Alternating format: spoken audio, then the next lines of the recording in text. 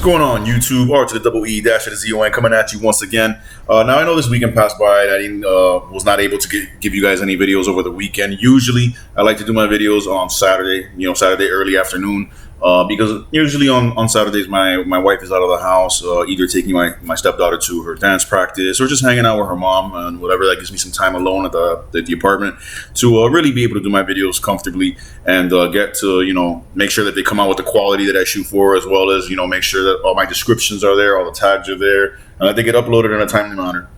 But this Saturday, she didn't have to. Our stepdaughter wasn't with us. Her daughter wasn't with us this past Saturday, and so we decided to have that day together, and also have a date night, go out to dinner, and all that. So I figured, I'll take the day off today from my Uber Eats grind. I usually do that 4 times a week. Monday, Tuesday, Thursday, and Friday. So I took it off today to be able to get these videos out, and also to rest a little bit because it's been a long weekend.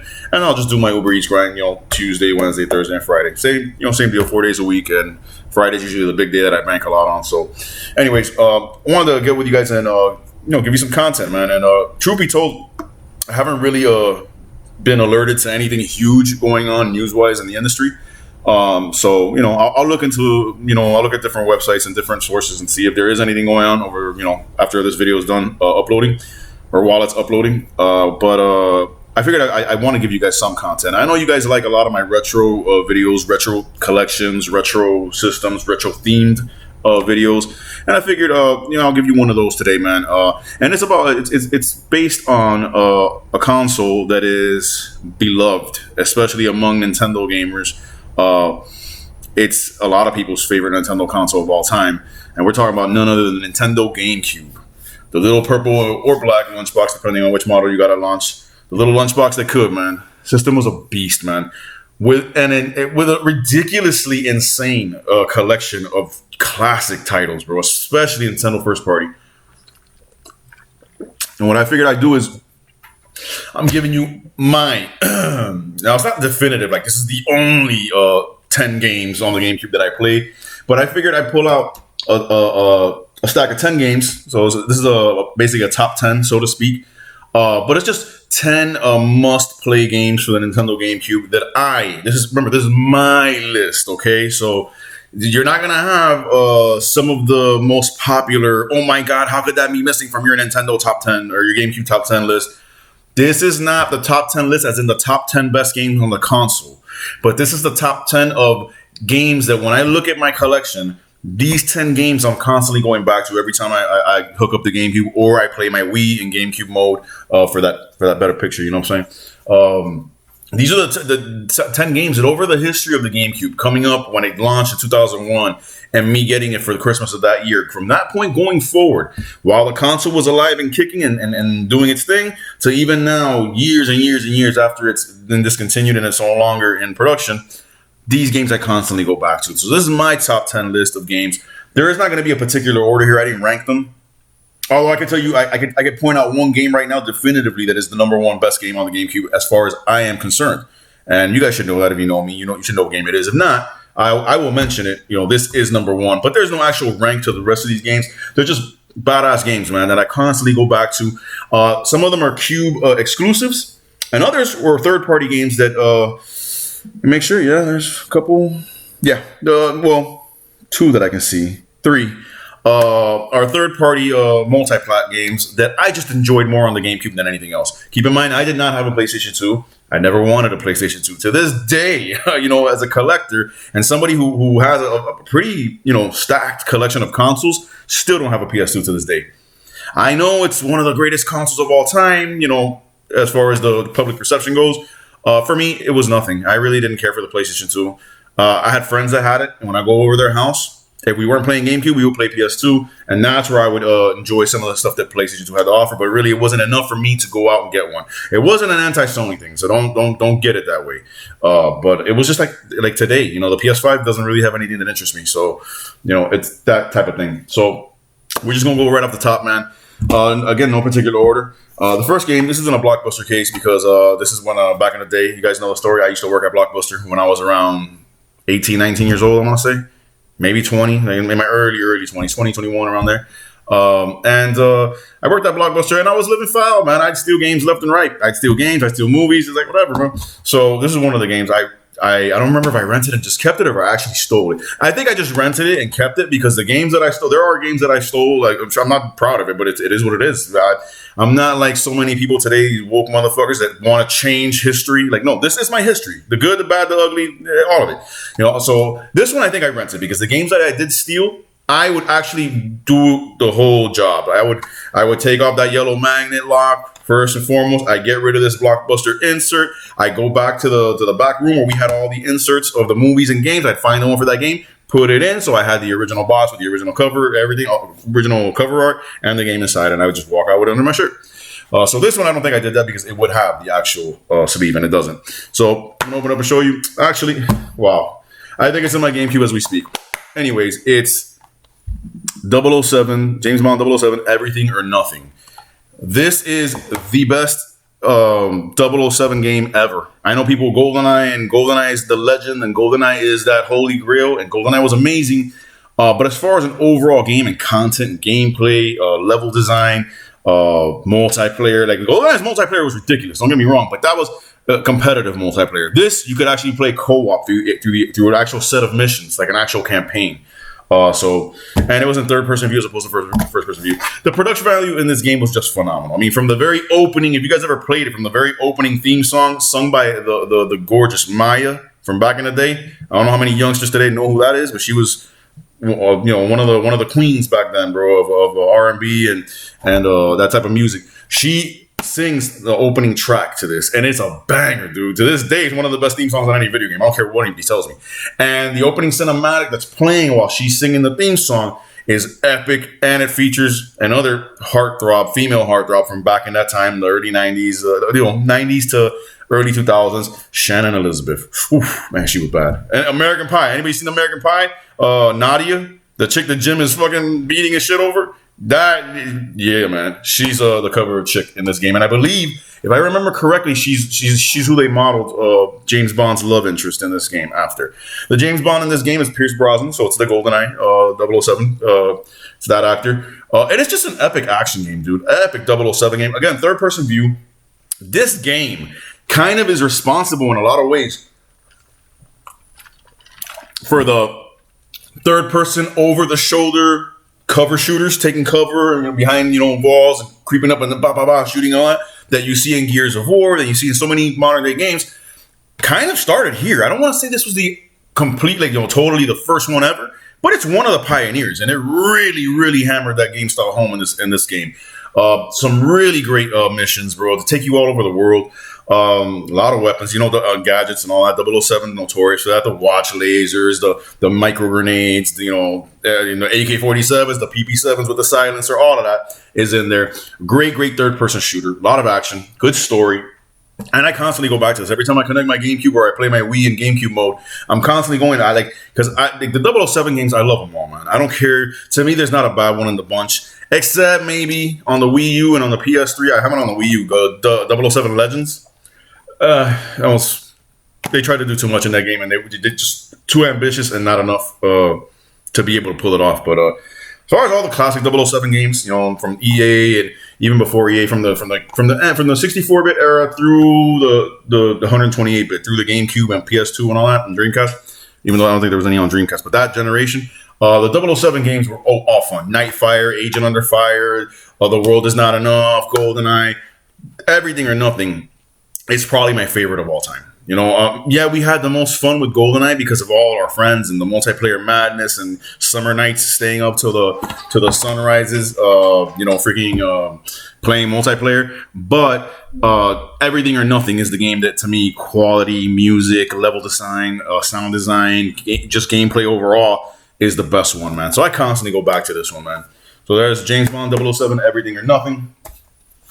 And every time I hook up my GameCube, I play this game. It's a guarantee. It's going to happen. I'm getting a text. Sorry about that. It's going to happen. I'm going to play this game. And that is Godzilla Destroy All Monsters Melee. I know there's a clone of it on the PlayStation 2, I believe, or Godzilla Destroy Earth or whatever.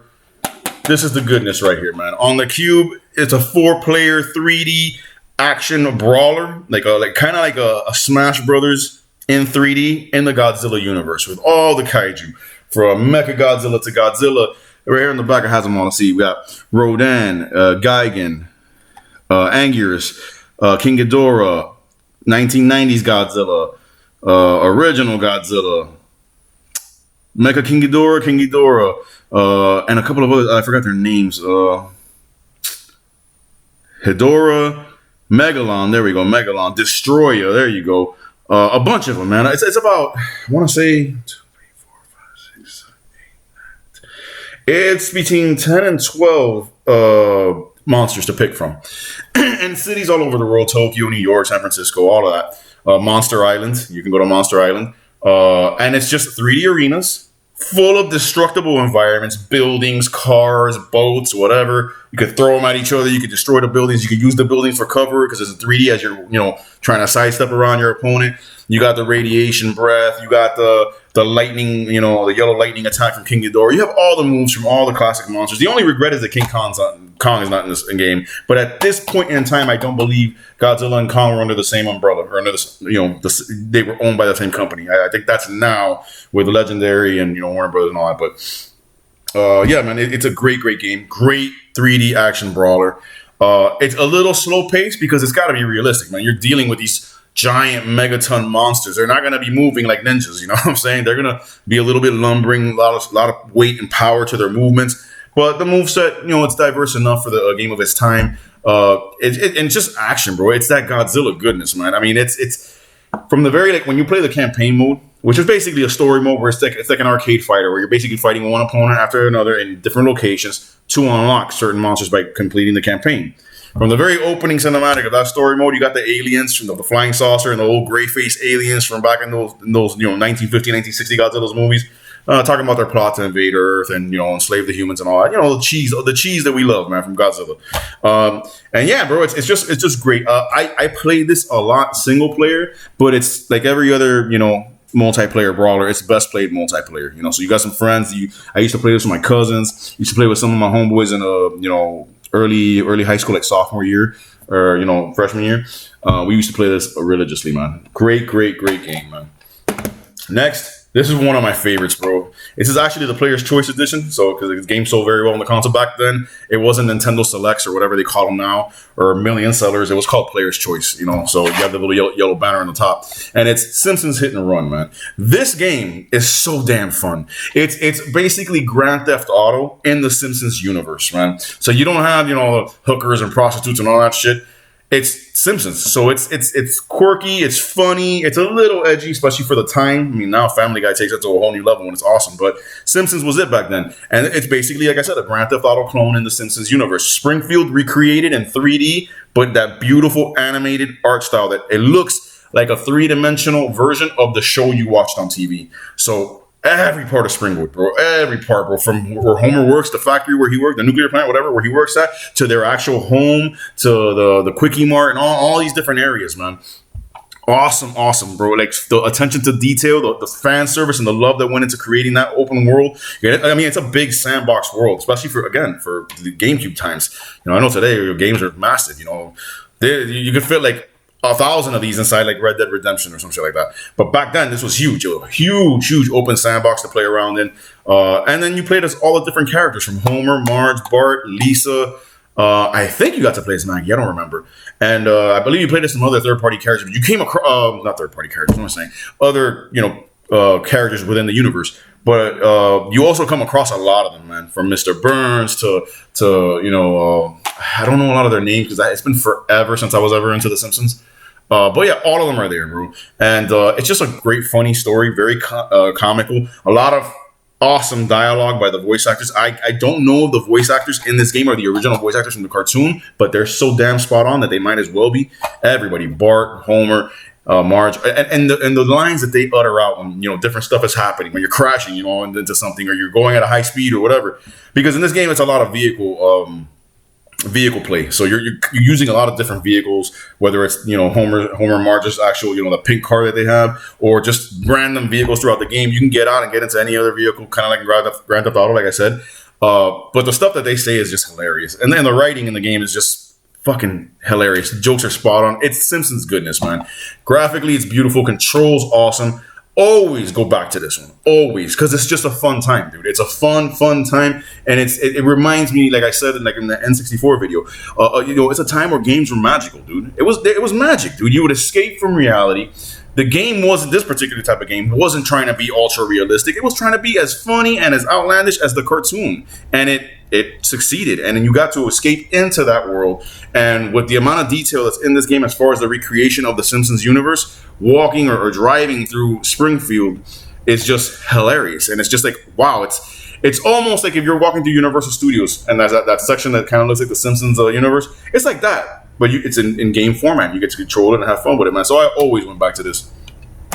Next, and those are the 3 that are third-party or multi-plat games. 007, Everything or Nothing.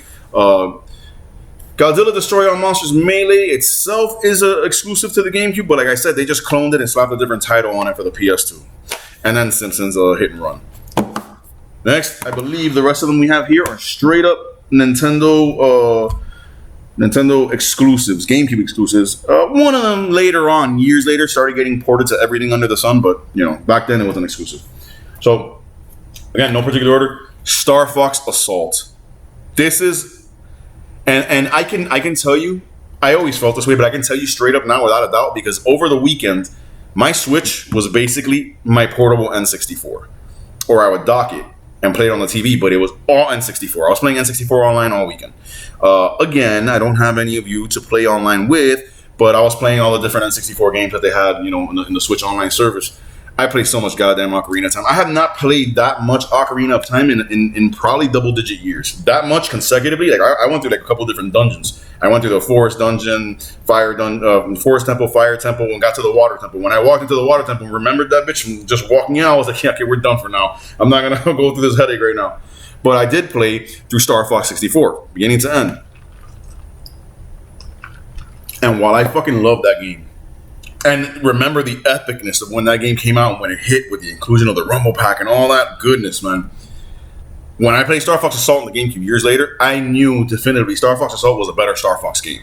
Because it, first of all, graphically, mission variety, vehicle variety, graphically I said, audio-wise, the music, was one of the first times Nintendo was collaborating with another company to help make or to develop straight up one of their IPs. It's Bandai Namco, if I'm not mistaken. Yeah, it's Namco. Back then it was just Namco. And I knew it was a better game. But now having played Star Fox 64 and then playing this, it's overall better. Star Fox 64 had the impact that Assault didn't have, but Assault did all that I mentioned, plus it was the only Star Fox game that actually moved the story forward. The GameCube Star Fox games, this one and another one that I'll mention later, they actually added lore to Star Fox instead of just rehashing the same old game. So, yeah, man. And this is the one that they've been rumoring lately like crazy that, Nintendo's working on a remake, on a remaster. Bro, I fucking wish, man. This game is just phenomenal. The multiplayer in this is insane. I used to go bananas with this and like 3 of my homies from high school. We would sit around, bro, and just R-Wings, Landmaster tanks on foot. The arenas were awesome, like freaking on Saria, the planet from Star Fox Adventures. That's one of the battle arenas. Corneria, all that. Bro, it was so good because it was just multi-tiered. So I could be on an R-Wing and you could be on a Landmaster, and someone else that we're playing against, one of our other homies, it was a 4-player split screen, could be playing on foot. And then I could just ditch my R-Wing and go on foot to go find them. And all of a sudden, now you're on the ground level, on the streets or, on the corridors. It was so fucking epic, bro. But the actual campaign, the single-player campaign,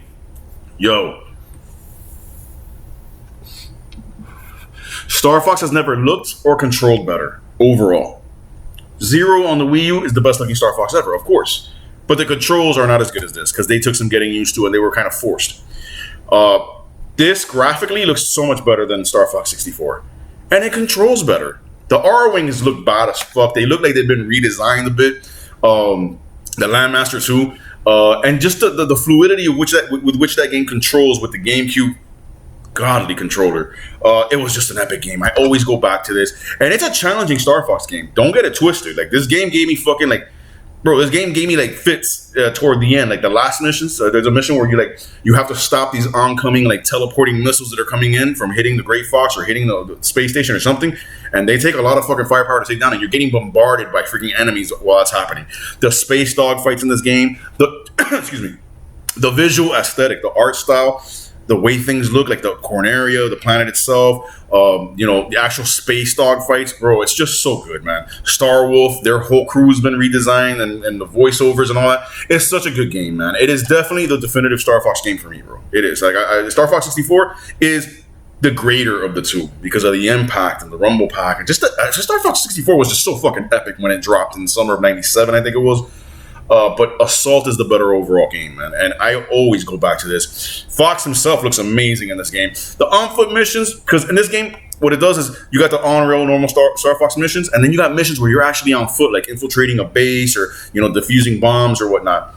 Those take a little getting used to, but all you got to do is go into the options menu and just switch the control method. I forget the titles of them, but it's by default, it's on one, and you just switch it to the other one, and it's better for dual analog play and controls a lot better. So, awesome Star Fox game, man. Definitely one of the top 10 for me on the GameCube. And then this one right here, to me, to this day, Resident Evil fans be damned. That's right, I said it. I don't care. Oh, Resident Evil 4. Resident Evil 4 was fucking fantastic. Still, the best horror survival game I have ever played in my life on any console. It's not even Zombie U, which was fucking epic on the Wii U. It's Eternal Darkness, Sanity's Requiem. A game that, first and foremost, let me just say, needs a fucking sequel, man. Like, come on. It's been fucking 21 years now, I think it is. 20 to 21 years. And fans have been crying for a damn sequel. And they got close on the Wii U. They were funding one called Shadow of the Eternals. That was a sequel to this, and it got shut down. But yeah, man, it was made by Silicon Knights, man.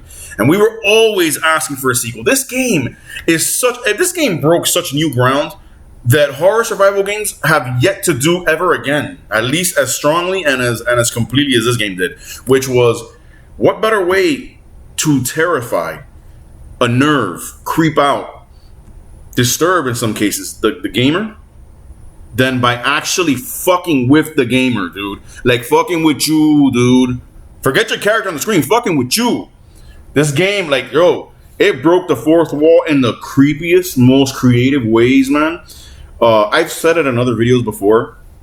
I don't want to really say it that much in this video because I don't want to spoil it for anybody who hasn't played it, man. But let's just say that, okay, in this game, it's very Resident Evil-like. Tank controls, fixed camera angles, beautiful, beautiful surroundings. The game takes place over, thousands of years of history. The bloodline of this one family, the Reezonz family.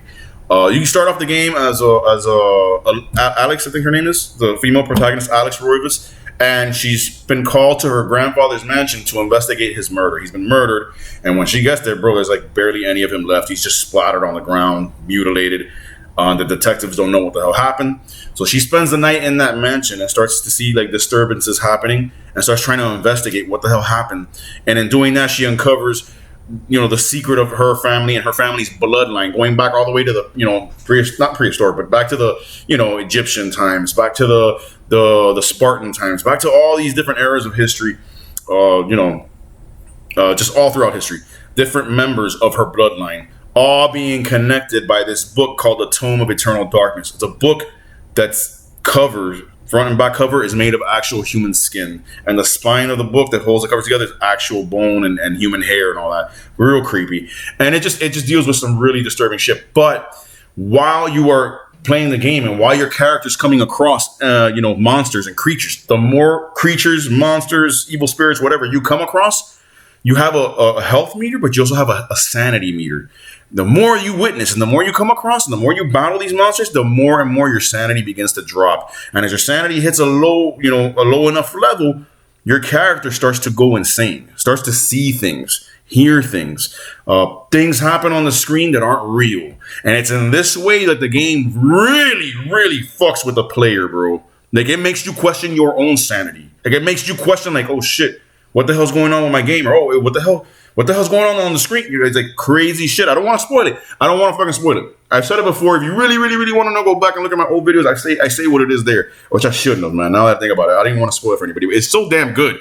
Like, this is epic, bro. Epic. Best horror survival game ever. Most terrifying because it's scary in its own right and has scares and all that, like Resident Evil does. But then it really, really fucks with your mind, dude. But it is that because of that, it's the kind of game that, I mean, I go back and play it now and I still love it. I still get a kick out of it, but it's the type of thing that's really, really special on your first playthrough because you don't know what's real and what's not. It's so fucking good, man. Eternal Darkness, man. Next, going to one of my launch games. Actually, I'm gonna do these two together. The two launch games that I had for my GameCube when I first got it in 2001, Christmas of 2001. Again, as I talked about in my N64 video, the Christmas of '96 when I got my N64 is the most magical Christmas ever for me. But this one was a close second. 2001 Christmas, opened up my GameCube. GameCube had a lot bigger launch titles. Had a bigger list of launch titles, whereas the 64 only launched with 2 games. Mario and Pilot Wings, fucking blockbusters, by the way. But the GameCube launched with like 13 to 15 games. And so I had 2 that I wanted on day one, and my parents were good enough to get them both for me. And that is Wave Race Blue Storm and Star Wars Rogue Squadron 2 Rogue Leader. Bro, these 2 games, man, were just an amazing pair to have. The first time I was ever setting up and holding that new controller and playing this new console for the first time. And both of them were graphical powerhouses, showcases that literally fucking pointed at PlayStation 2 and laughed like those are your graphics, nigga, please. It just showed the world what the Cube was able to do. I mean, these games showed off that the GameCube was just about as powerful as the original Xbox, which was the strongest console of that generation, most powerful console of that generation, and it was massive. The original Xbox is about that wide, and if you were to hold it showing you the top of the console, it'd be about that wide. That tall and that wide. Bro, the Cube is like this. And it was just as powerful. Just a smidge under. These games show that off. First and foremost, Star Wars Rogue Squadron 2 Rogue Leader. I mean, y'all know me. I'm a Star Wars fanatic. And this game I had seen, little preview videos on the internet and magazines would show off screenshots of just how fucking realistic the game looked. Every little detail on any one of the ships that you saw in that game, be it X-Wings, A-Wings, B-Wings, the Millennium Falcon, the TIE Fighters, TIE Interceptors, TIE Bombers, the Star Destroyers, all of that. The details on the planets. I mean, they had the opening cinematic for the first level, which is the Death Star run, which was just legendary, bro. That opening cinematic looks like it's ripped right from the fucking movie, right from episode 4. Obviously, it's not. It's a little, you could tell slight differences. You're like, okay, this is a game, but it was that real, dude. Graphics were amazing, bro. The sound design, all the traditional and authentic Star Wars music and themes, the laser blasts, the roar of the TIE Fighters, all that shit was just badass, bro. And the game was just epic, bro. Mission for mission. Fucking awesome missions that took you to some of the most iconic and memorable locations and locales in the Star Wars universe, and even some that weren't, so detailed and so talked about or shown off in the movies. Expanded on some of those. You had missions where you had to take out Imperial targets. You had missions where you had to go rescue rebels and Imperial defectors that were defecting from the Empire, but they were trapped and held prisoner within an Imperial base. You had to go and bomb the shit out of it and, try to get them out of there. You had the Death Star run where you literally went through the trench of the Death Star like in Episode 4 with Vader and his 2 other TIEs chasing you down that trench. Man, it was so epic, bro. It blew my fucking mind in the Christmas of 2001, man. And then Wave Race Blue Storm, man. Y'all know my N64 launch game wasn't Mario 64. It was Wave Race 64. And that game blew me away for so many reasons. The graphics, the vibrant colors, the water physics, especially for that time in the 90s. To be and to look and control like that and feel so immersive, like you were really racing on jet skis. Plus, the fucking awesome theme of, okay, we're racing, but we're not racing in cars or carts. No. We're on fucking Kawasaki jet skis, nigga. We're like, ripping down the waves, doing barrel rolls, flips and all that, bro. The submarine dive. Oh, man. So, of course, when I saw the sequel, Blue Storm, I saw it online. I saw it in GamePro magazine. I was so blown away that the graphics were that much better. I mean, bro, Wave Race Blue Storm to this day holds up, especially the water physics. And now you had, different adverse weather conditions. It could be snowing, it could be raining, it could be pouring thunder and rain and lightning, or just a drizzle. All that affected the height and the strength of the waves. You had a good amount of brand new tracks: La Raza Canal, Lost Temple Lagoon. They redesigned Twilight City, and it was called something else. I forgot what it was called. Ocean Harbor or something like that. Ocean Harbor City. Couple different tracks, man. And plus the classics. Drake Lake was renamed Aspen Lake, and it was much more expansive. The tracks were better overall, longer, bigger, more shortcuts. Harder to find shortcuts, so it made it worthwhile when you actually found one. A lot more riders. This time you didn't just have 4 riders; you had, I think, 8 of them. And the cool thing about this game, for those of you who are Nintendo diehards, well, you will know that you have the original 4 from Wave Race, and you also have 4 or 5 from 1080 Snowboarding that basically took, left the snow behind and came to the summer locations of Wave Race and got their own jet skis, and are right there. So Ricky Winterborn from fucking 1080 Snowboarding is there. Rob Haywood from 1080 Snowboarding is there. All of them, bro. So it's so cool that they mix that. That's why I always said, bro, they should do a fucking modern day, a new Wave Race and a new 1080, and put them in a double pack together and be like the Nintendo Extreme Sports Pack. Got Wave Race and 1080 Snowboarding. What? Well, yeah, bro. This game, bro, it blew me away. Just like Star Wars Rogue Squadron 2 did in that Christmas of 2001. It's a lot faster. A lot, in some cases, more difficult. In some cases, easier to control. Depends on which character you pick and what the weather conditions are like and what the waves are doing. But, bro, it's a lot more challenging. Graphically superior. The only place I think the original Wave Race 64 is better is just the music, because it's so iconic. And then here the music is just more, rock and techno and all that. And it's nothing really like the theme. The Wave Race theme isn't really there anymore. But it's awesome, bro. It's such a great game. I always go back to it every time. Every time I'm on the cube. Next, we had the N64. Wow, we had the GameCube's exclusive wrestling game during this time. And I missed this so much about that time, bro. Microsoft, Sony, and Nintendo, they're warring, bro. They're going at it, throwing blows. Each of them had WWE games. There was no more WCW, unfortunately. But they each had wrestling games, but they were all different games.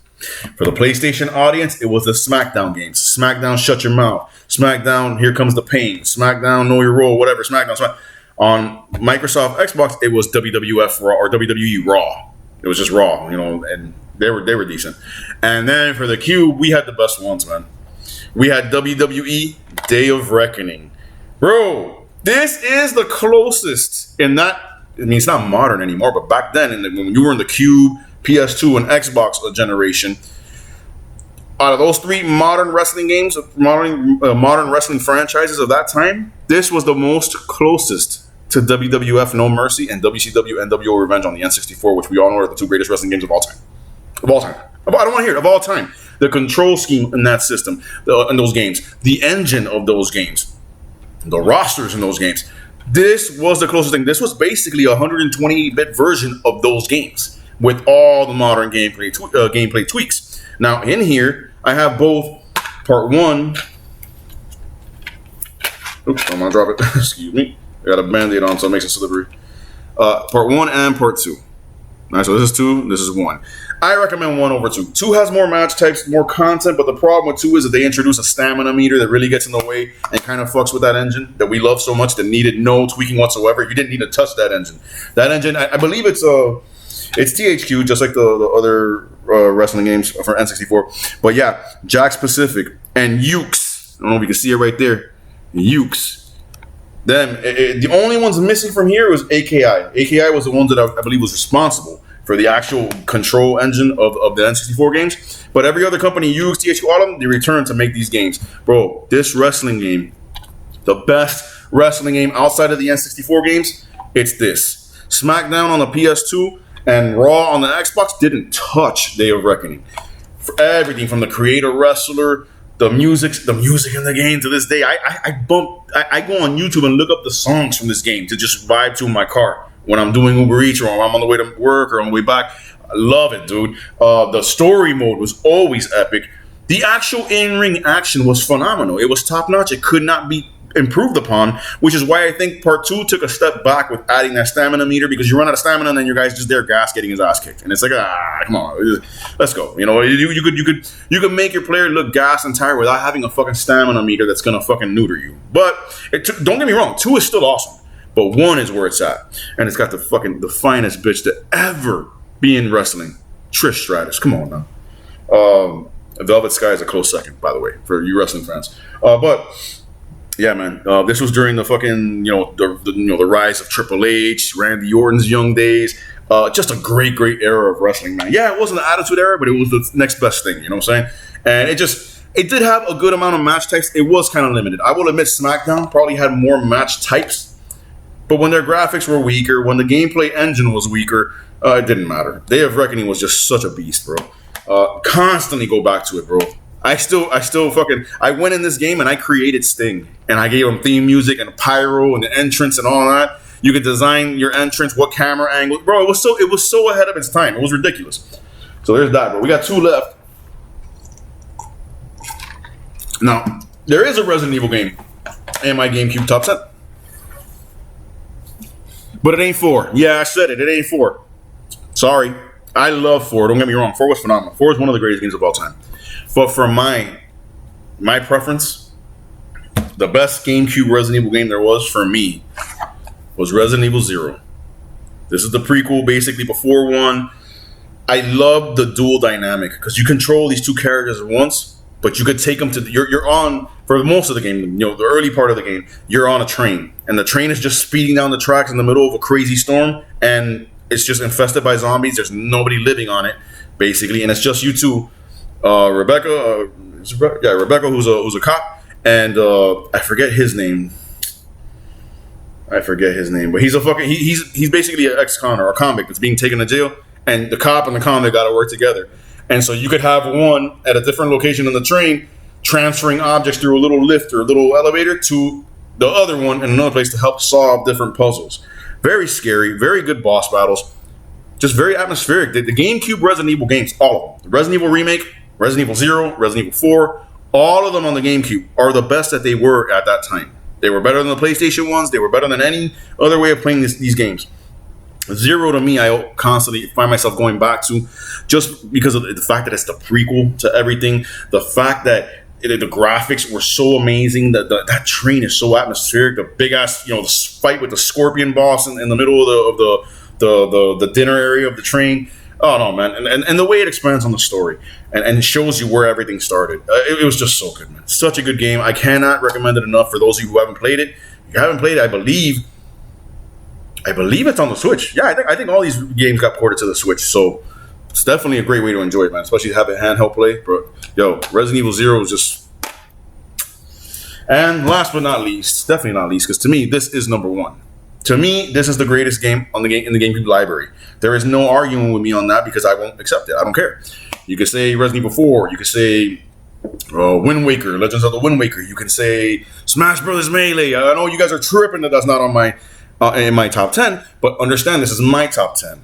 And though I have 3 sisters, 1 older than me and 2 younger than me, the age differences, I'm probably, I want to say about 10 to 11 years probably older than my younger sister right under me, and fucking bro, probably 20 years or more actually older than my youngest sister, and my older one's about 9 years older than me, so she was out of the house. I didn't have a lot of people to play multiplayer with except friends that I go to their houses. We definitely banged out Smash Brothers Melee, but for me, I played Melee. I loved it, and I loved the subspace.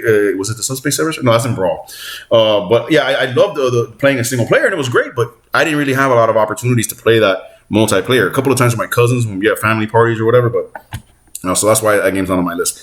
The greatest game on the GameCube for me is Star Fox Adventures. Act like you know. You know this. You know this about me. This game, bro. This game got so much shit. So much negative press because, oh my God, how dare they take Fox McCloud out of his beloved R-Wing? What is he doing on foot?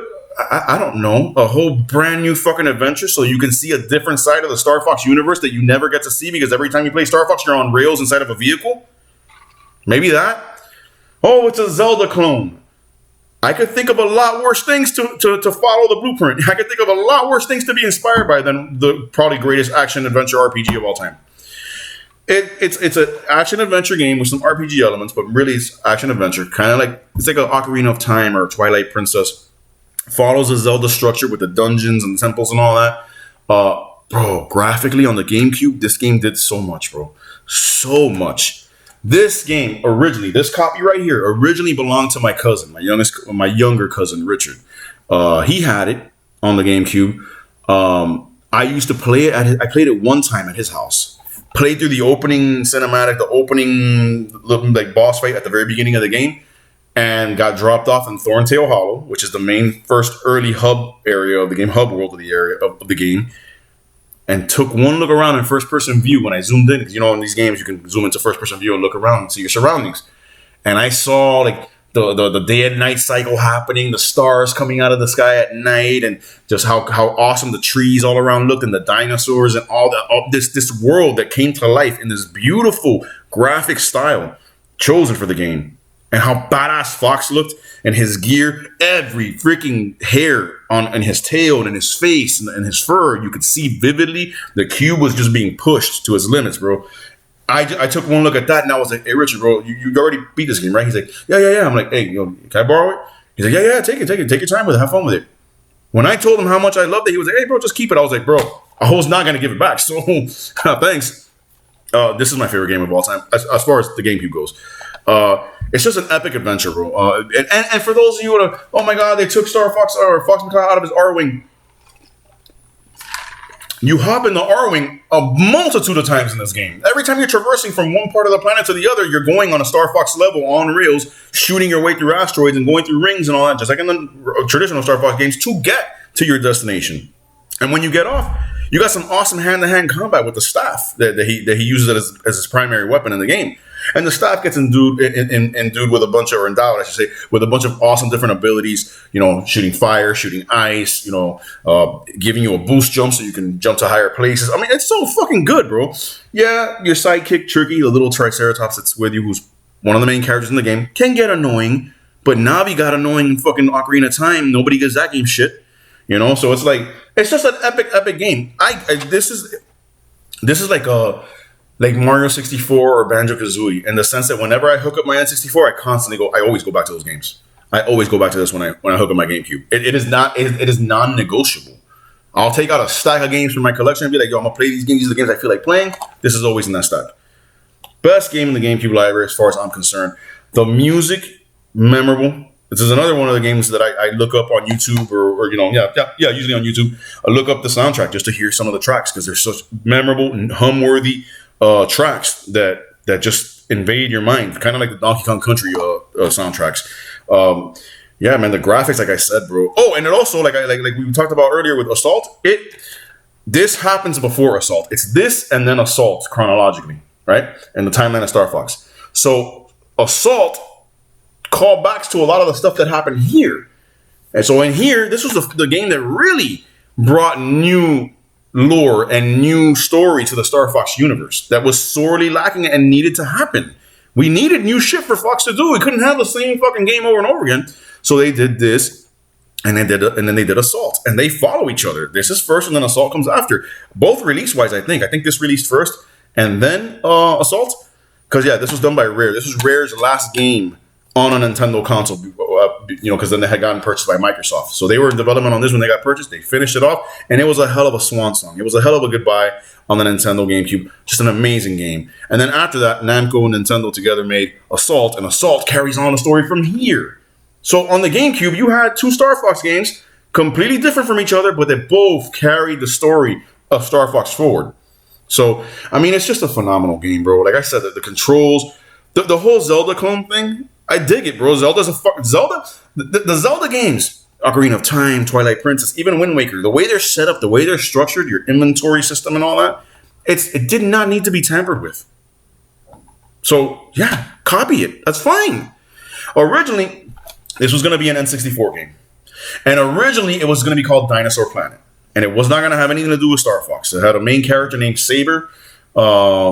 who was a Fox-like character, but it wasn't Fox. It had nothing to do with Star Fox. Shigeru Miyamoto and the crew saw what Rare was developing on it on the N64, and said, "Yo, the N64 is reaching the end of its life. Let's hold this off. Let's move it to the Cube and make it a Star Fox game.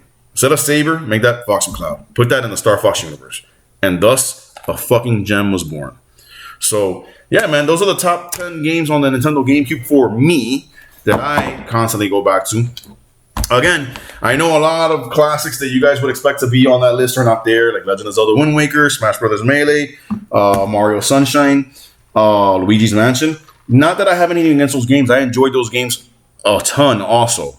It's just that I'm being honest with myself. What do I play the most on the Cube when I hook it up?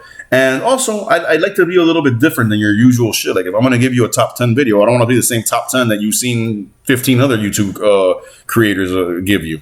You know what I'm saying? So, yeah, man, that's it, bro. Basically, Star Fox Adventures, Resident Evil 0, WWE Day of Reckoning. You could throw part 2 in there also if you want, but part 1 is where it's at. Wave Race Blue Storm, Star Wars Rogue Squadron 2 Rogue Leader, Eternal Darkness Sanity's Requiem, Star Fox Assault, Simpsons Hit and Run, Godzilla Destroy All Monsters Melee, and James Bond 007 Everything or Nothing, bro. These games are games that I constantly go back to every time I hook up the Cube, games that I enjoyed thoroughly during their initial launches and life cycles, and just some of the best that the Cube has to offer, bro, both first party and third party. So I hope you guys have enjoyed the video, man. If you like this kind of content, you want me to do more videos like this on other consoles, please. If I own the console, down to do it, bro. Just list it down below in the comment section. Please like, comment, subscribe. Trying to get this channel going, trying to get it to the place where it needs to be so that we can do what it be, man. God bless y'all. Stay gaming. R to the double E dash ZON. You know what it is.